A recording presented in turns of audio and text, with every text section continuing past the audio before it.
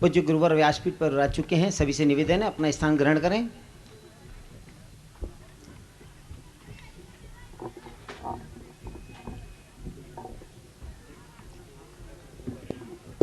आज के दैनिक यजमान श्री दीपक कुमार जी, श्री राम जी अग्रवाल, श्याम बाबा परिवार, श्री अशोक श्याम बाबा, जो भी परिजन हैं वे व्यासपीठ पर पूजा व स्वागत हेतु पधारें।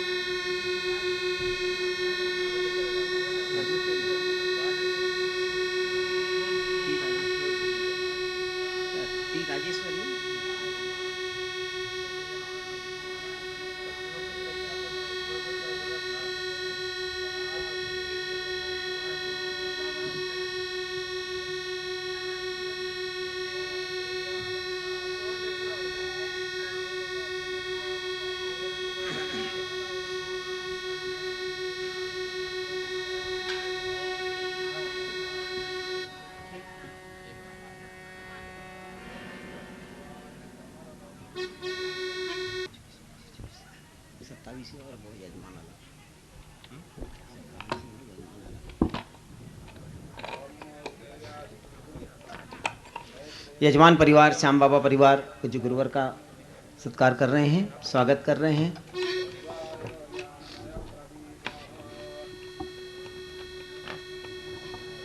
आचार्य वृंद विधिवत उनसे पूजा अर्चना करवा करके पूज्य गुरुवर का सत्कार करा रहे हैं।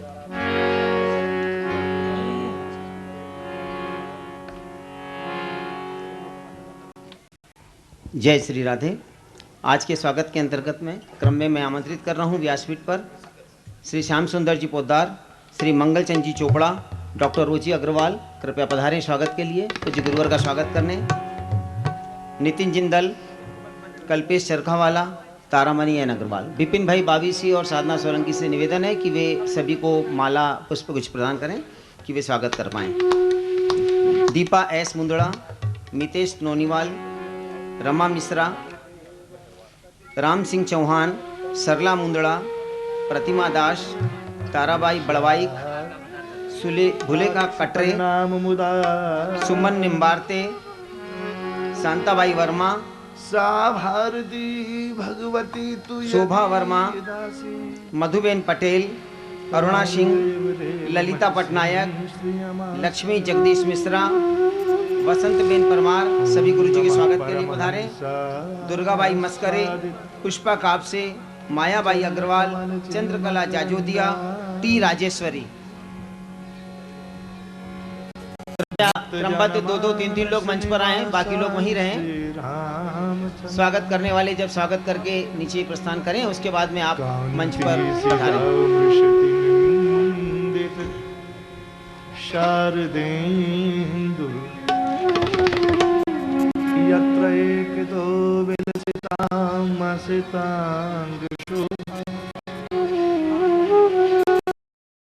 वृन्दावनेऽपि कृत्यामुनिगाङ्गसङ्गम् श्रीराधा मुकुन्दयुगलम् तदहम। समिति के अध्यक्ष एवं मुख्य प्रसाद जी अग्रवाल पूज्य गुरुवर का सत्कार करेंगे। ओम नमः परमहंसास्वादित चरण कमल चिन्ह मकरंदा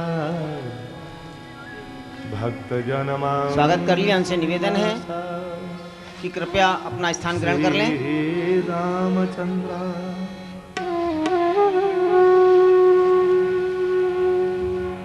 कांते से ताम्रशिति निंदित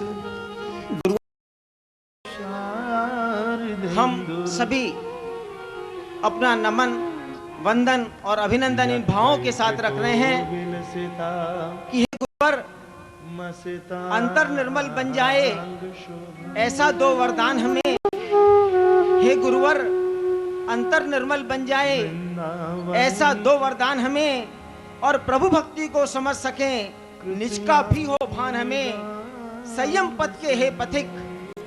पूज्य गुरुवर जो बाल ब्रह्मचारी संत हैं, इनसे हम यही कहेंगे इनके चरणों में कि संयम पथ के हे पथिक, तुमको सत सत वंदन है और नतमस्तक हो अंतर्मन से कोटि कोटि अभिनंदन है। इन्हीं भावों के साथ समस्त श्रद्धालु भक्तजनों की तरफ से मैं गुरुवर के चरणों में कोटि से वंदन नमन करते हुए, अभिनंदन करते हुए उनसे निवेदन करता हूँ कि वे अपनी वाणी से हमें इस भगवत कथा का रसास्वादन कराएं। प्रणाम। जय श्री राधे। यम प्रव्रजंत मनुपेत मपेत कृत्यम द्वैपायनो विरह कातर आजुहाव पुत्रेति तन्मयतया तरवो विनेदुः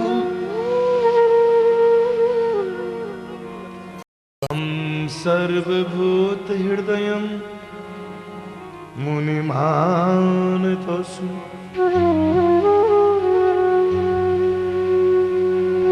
नारायणं नमस्कृत्य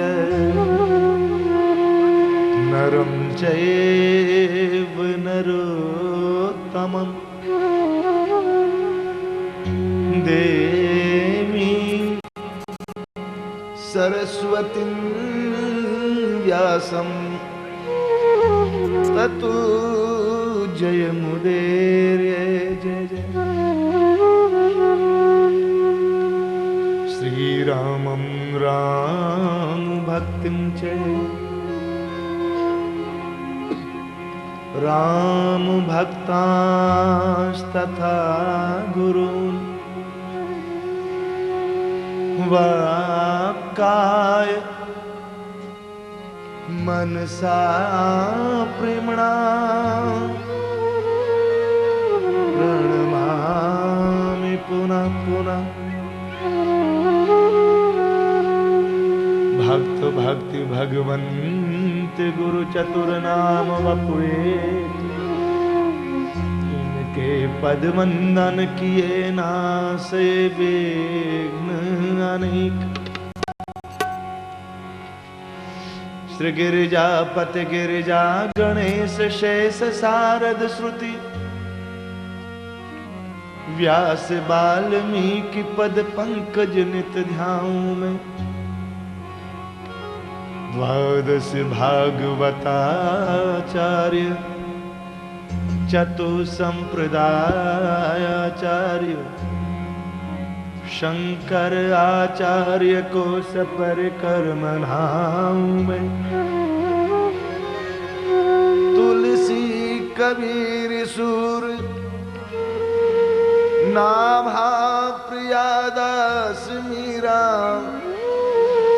श्री नानक चैतन्य जू को अनुगत रहाऊं मैं। दे वर सब मिल मुई मन वच क्रम चल तजनित, परिकर से हरि हर यस भरि भरि ही गाऊं मैं। बंधऊ पद कमल श्री हनुमत निवासाधीश, राम तारक प्रदाता श्री सरयू तट बिहारे के।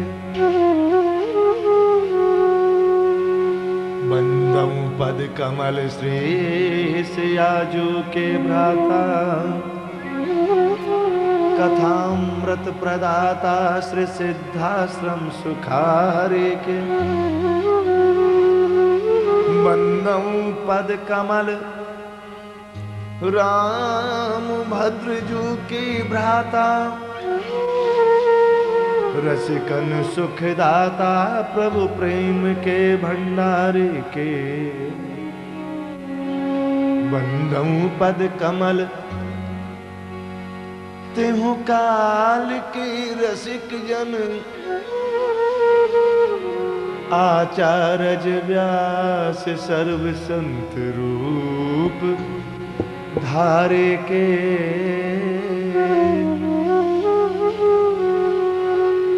आचार्य व्यास सर्व संत रूप धारी के,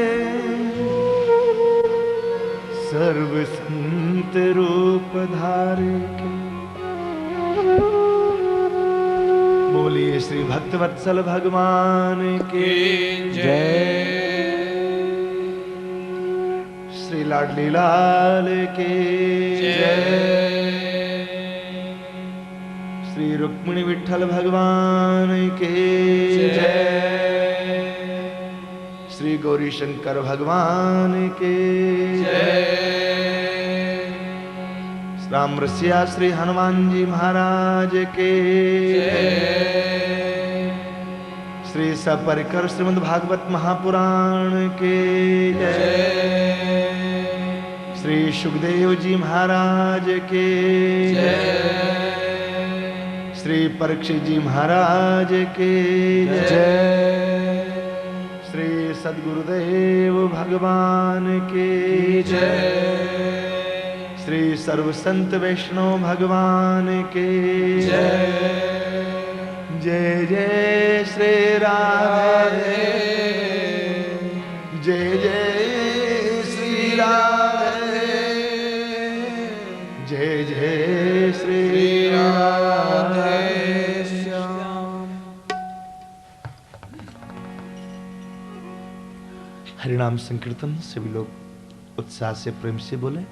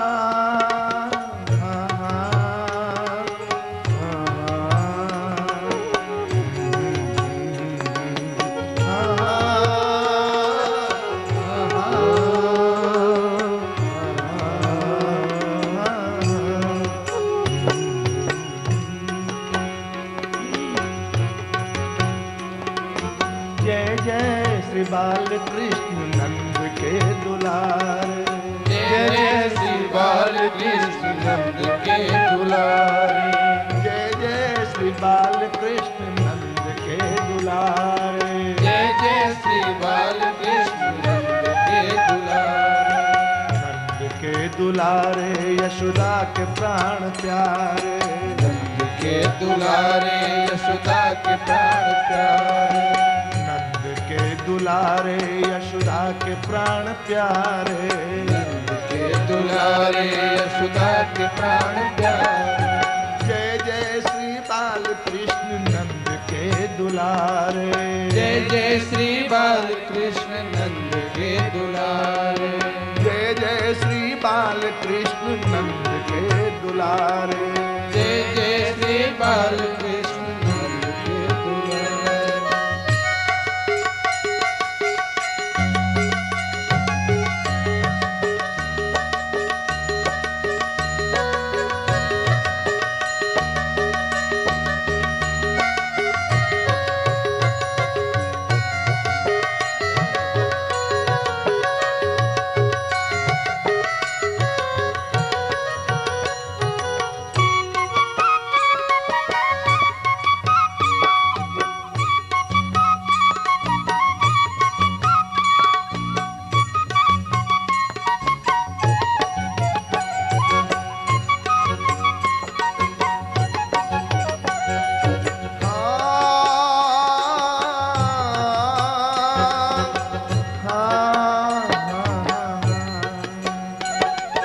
नंद के दुलारे यशोदा के प्राण प्यारे।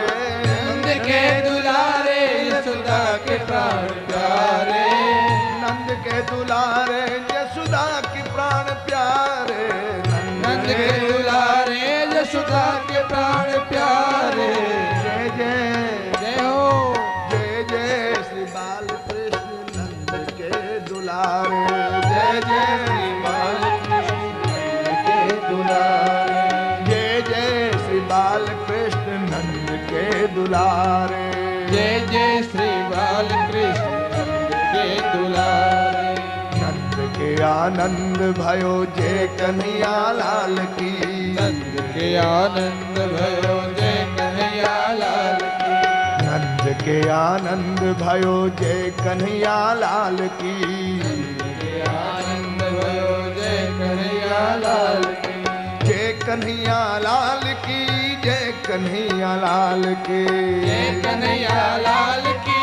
जय कन्हैया लाल की। हाँ जय कन्हैया लाल की। जय कन्हैया लाल की। जय कन्हैया लाल की।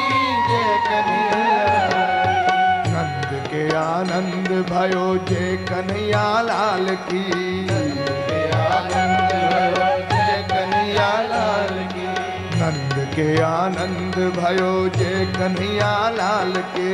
नंद के आनंद भयो जय कन्हैया लाल की।